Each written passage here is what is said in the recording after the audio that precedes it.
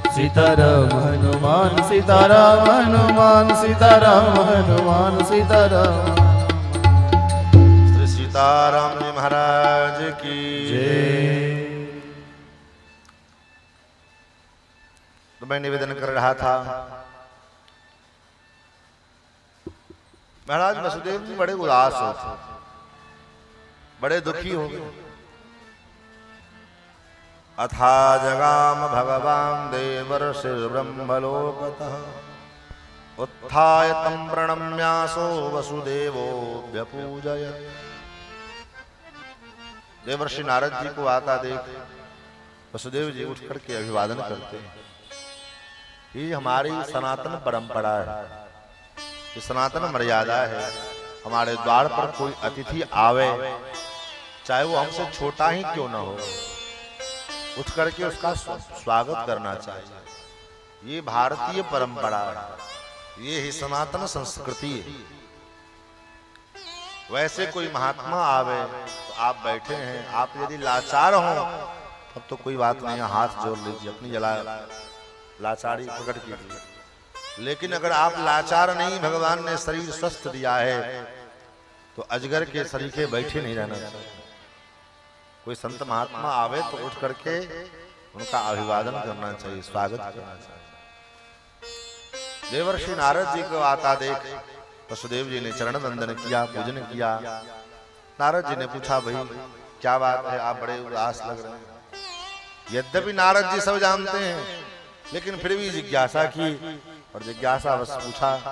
वसुदेव जी ने कहा, पुत्रो मेति प्रियः कृष्ण प्रसेनान्वेषणाय तु पौरैः साकं वनं गत्वा निहतं तं तदैक्षत। मेरा अत्यंत प्रिय पुत्र कृष्ण समंतक मणि के खोज में गया और कहा था कि 12 दिन बाद लौट के, 12 दिन के अंदर हम लौट जाएंगे। 12 दिन बीत गए, अभी तक वो निकला लौट के आया नहीं। मैं क्या करूं? देवर्षि नारद जी ने कहा, महाराज आप जगदम्बा की आराधना करें। हे यदुश्रेष्ठ, हे वसुदेव जी, पुत्र की प्राप्ति के लिए आप देवी की जो है आराधना करें, अंबिका की आराधना करें। तस्याराधनेनैव सद्यः श्रेयो ह्यवाप्स्यसि। उनके आराधना से सद्य आपको पुत्र की प्राप्ति होगी, आप निश्चिंत हो जाएंगे। फिर तो वसुदेव जी ने नारद जो है कहा, कौन देवी, उस देवी के का क्या प्रभाव है और उसके आराधन की क्या विधि है, ये हमको सुनाइए। तो नारद जी महाराज कहते हैं कि हे वसुदेव जी, यासा भगवती नित्या सच्चिदानंद रूपिणी, जो सच्चिदानंदमयी हैं और परात्परतरा हैं, परात्पर परब्रह्म परमात्मा की जो अचिंत्य अभेद्य शक्ति हैं, वही भगवती जगदम्बा, जिनके द्वारा परात्पर परब्रह्म परमात्मा भी निश्चिंत होकर के इस सृष्टि का सृजन करवाते हैं, पालन करवाते हैं और संहार करवाते हैं।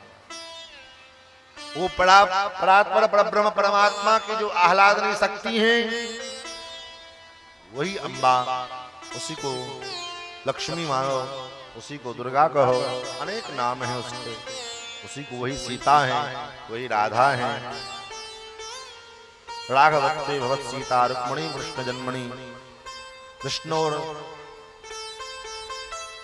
विष्णु पुराण में महर्षि पराशर कहते हैं, देवत्वे देवदेहोऽयं मानुष्यत्वे च मानुषी, राघवत्वे भवत् सीता रुक्मणी कृष्ण जन्मणी। और ऐसी जो देवी हैं जिनकी कृपा से यदराधन तो ब्रह्म सृजतीदं चराचरम, जिसके आराधन से ब्रह्मा सृष्टि के और चराचर जीवों के सृष्टि करते हैं, जिनके आराधन से यम याम च स्तुत्वा विनिर्मुक्तो मधुकैटभजात् भयात् विष्णुर्यत्कृपया विश्वं बिभर्ति भगवानिदं रुद्रः संहरते यस्यां कृपापांगनिरीक्षणात्। जिनकी कृपा कटाक्ष के अवलोकन मात्र से ब्रह्मा सृष्टि का उत्पत्ति कर पाते हैं, विष्णु पालन करते हैं और भगवान शंकर जी संहार करते हैं। ऐसे जो जगदम्बा हैं, संसार बंधुरहितया शैव भुक्ति मुक्ति प्रदायिने सा विद्या परमा देवी शैव सर्वेश्वरेश्वरी। जिनकी कृपा से, जिनके ज्ञान से संपूर्ण भव बंधन में पड़ा रहने वाला जीव मुक्त हो जाता है, ऐसी जो परात्परा हैं, देवी हैं, तुम देवी की आराधना करो। फिर तो विधि का वर्णन करके सुनाया। इत्युक्तो नारदेनासो वसुदेवः प्रणम्यतम् उवाच परया प्रीत्या नारदं मुनिसत्तमो। देवर्षि नारद जी के द्वारा उपाय बतलाए गए मार्गफल में गर्गाचार्य जी महाराज को आचार्य के रूप में वर्ण करके और ऋषि महाराज वसुदेव जी ने अपने पुत्र की सकुशल घर वापसी की कामना को संकल्प में निरूपित करके और प्रार्थना किया, मां जगज्जननी जगदम्बा का स्तवन किया है। और वसुदेव जी महाराज स्तुति करते हैं। भूभार हरणार्थाय मया संप्रेषितो हरि। हे देवी, हे भूमि के भार का हरण करने वाली, हे मां, आपके चरणों में मेरा बारंबार कोटि कोटि प्रणाम। स्तवन करते हुए और श्रीमद् देवी भागवत के प्रथम स्कंद से लेकर के 12 स्कंद तक की चर्चा वसुदेव जी ने गर्गाचार्य जी के मुखारविंद से श्रवण किया और परिणाम हुआ 24वें दिन 27वें दिन जो है भगवान द्वारकाधीश जामवंत जी को परास्त करके और उनकी पत्नी, उनकी बेटी जामवती जी के साथ विवाह करके और पधारे। द्वारका में जय जय का माहौल हो गया, उत्सव का माहौल हुआ। व्रत समाप्ति के पश्चात, कथा समाप्ति के पश्चात वसुदेव जी ने कई ब्राह्मणों को भोजन करवाया। ब्राह्मणान् भोजयामास दक्षिणा विदतोषयत्। ब्राह्मणों ने दक्षिणा प्रदान की, आशीर्वाद दिया। और उसके बाद सूत जी कहते हैं, हरिचरितमिदं यत्कीर्तिं दुर्यशोकनम् पठति विमल भक्त्या शुद्ध चित्तस्तृणोति स भवति सुखपूर्णः सर्वदा सिद्धकामो जगति च वपुषोऽन्ते भक्ति मार्गं लभेच्छ। ऐसे भगवान के पावन चरित्र को जो सुनता है, कहता है, वह मुक्ति के मार्ग को प्राप्त होता है। ऐसे भगवान भगवती ब्रह्मा जगदम्बा की पावन कथा के महात्म को श्री सूत जी ने शौनकादि ऋषियों को सुनाया है। और भी महात्मा के प्रसंग हैं, इसमें राजा शुद्धम्न की चर्चा आती है। तो आगे की चर्चा हम लोग कल के सत्र में करेंगे। और आप लोग के ओर से विलंब हो, 6 बजे से आगे हम कथा को लेकर के नहीं जा सकते। पीछे आप जितना ले जाना चाहो लेने जाने को हम तैयार हैं, लेकिन 6 बजे के बाद जैसे ये भगदड़ शुरू होगी, कथा हो नहीं पाएगी। इसलिए आप लोग भी दिन में 3 बजे का समय कौन पहाड़ तोड़ने का समय होता है।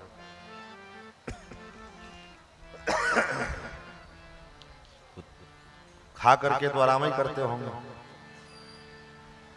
तो 3 बजे की माताराम सब भाई यहाँ सब 3 बजे सब, हाँ पक्का वादा करके भूल न जाना।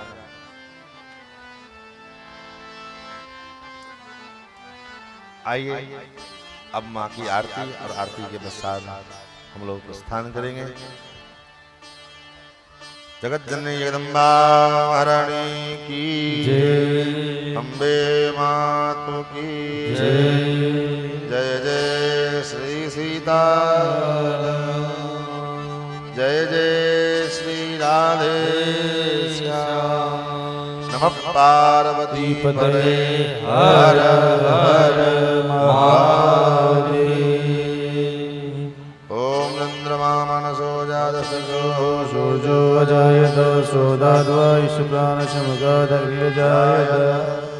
आइए सभी लोग आरती में, हम लोग माँ की आरती में भाग लेकर के कथा को विराम देवें।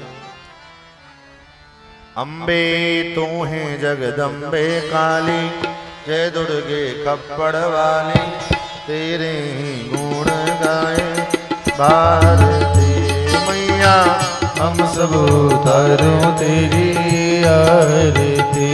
अम्बे तू है जगदम्बे काली, जय दुर्गे खप्पर वाली, हम सब उतारे तेरी आरती। ओ मैया हम सब उतारे तेरी आरती। तेरे भक्त जनों पर मैया भीड़ पड़ी है भारी, भीड़ पड़ी है भारी। दानव दल पर टूट पड़ो माँ, दानव दल पर टूट पड़ो माँ, करके सिंह सवारी सौ सौ सिंहों से है बलशाली, अष्टभुजाओं वाली, दुष्टों को कोई ललकारती। ओ मैया हम सब उतार तेरी आरती।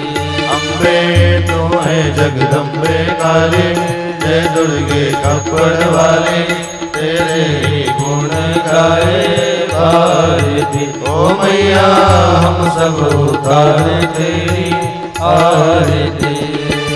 माँ बेटे का है इस जग में बड़ा ही निर्मल नाता, बड़ा ही निर्मल नाता। पूत कपूत सुने परना, पूत कपूत सुने परना, माता सुने कुमाता पे करुणा बरसाने वाली, अमृत बरसाने वाली, दुखियों के रूप आरती। ओ मैया हम सब उतारो तेरी आरती। अम्बे तो है जगदम्बे काली, जय दुर्गे खप्पर वाली, तेरे ही गुण गाए आरती। ओ मैया हम सब उतारो तेरी आरती। नहीं मांगते धन और दौलत, ना चांदी ना सोना माँ, ना चांदी ना सोना माँ। हम तो मांगे माँ तेरे मन में, हम तो मांगे माँ तेरे मन में, एक छोटा सा कोना सबकी बिगड़ी बनाने वाली, लाज बचाने वाली, सतियों को सत्य को सवारती। ओ मैया हम सब उतारो तेरी आरती। अम्बे तो है जगदम्बे काली, जय दुर्गे खप्पर वाली, तेरे ही गुण गाए आरती। ओ मैया हम सब उतारो तेरी आरती। चरण शरण में करे तुम्हारे, ले पूजा की थाली माँ, ले पूजा की थाली। वरद हस्त सर पर रख दो माँ, वरद हस्त सर पर रख दो माँ, संकट हरने वाली कर दो भक्ति के रस प्याली। अष्टभुजाओं वाली, भक्तों के कारज तू ही सारथी। ओ मैया हम सब उतारो तेरी आरती।